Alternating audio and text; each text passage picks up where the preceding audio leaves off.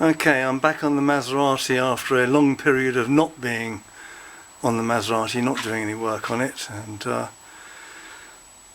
anyway, I have managed to remove the radiator in its entirety, which necessitated the removal of the fan assembly from behind the radiator and most of everything that was on the front of the engine, some of which would have to come out anyway. You know, if I'm going to change the cam belt, these parts need to come out.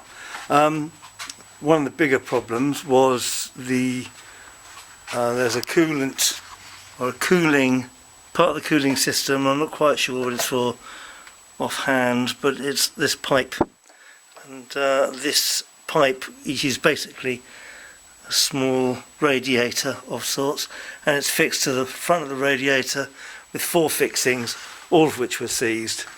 3 of them I managed to get out, and 1 I had to cut the head off, and it wasn't easy to get to. I had to buy a Dremel type thing with a flexible drive and a little grindstone to grind the head off the screw. Anyway, I got there in the end, and the radiator is now out of the car and on the bench in the workshop, which I'll show you in a moment.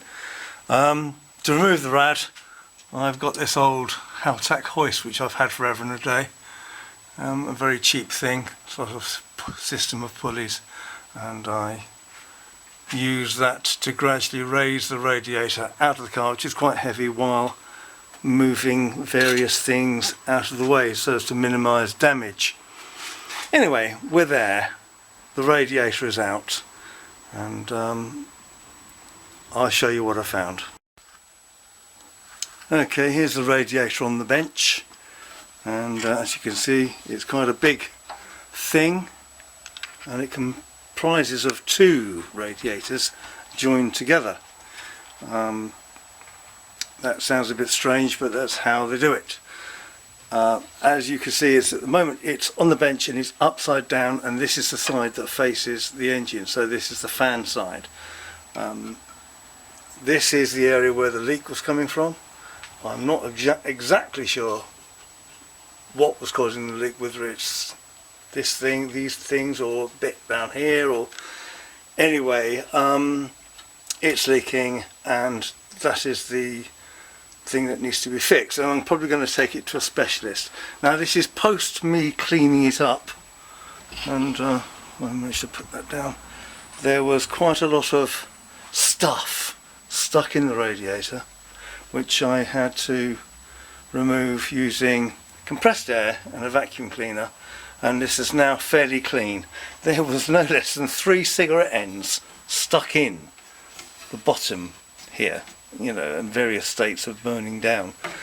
And I thought, well, why was there 3 fag ends in it? You know, very strange, but anyway, and leaves and God knows what else. And this is one of the offending fixings. As you can see, it's one of those horrible captive fasteners, and there's the head.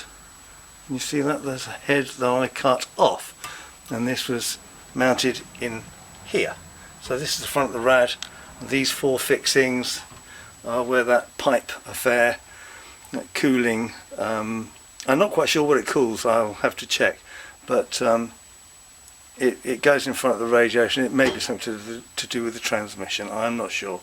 Anyway, you can't remove the radiator until you've taken these 4 screws out, and if the screws are seized in, which they all were to one degree or another, and they were hex heads, they were bastards to get into. When I put it back together, I'm going to use socket-headed cap screws. I'm going to use fresh captive nuts, because I've got some of these. I bought them for other cars. They're used on Italian cars quite widely. And I shall use stainless socket-headed cap screws, so they can be removed quite easily. Anyway, the next stage will be to take this radiator assembly to a specialist and get it checked over and repaired.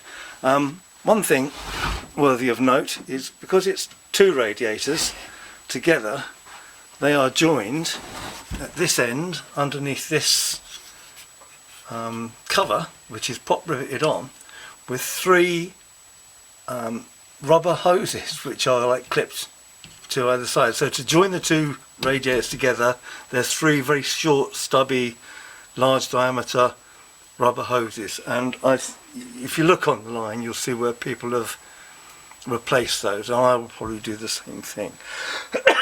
You have to excuse me a minute because I am recovering from COVID-19 and I've got a bit of a cough. So anyway, there we are, success at last. The radiator is out.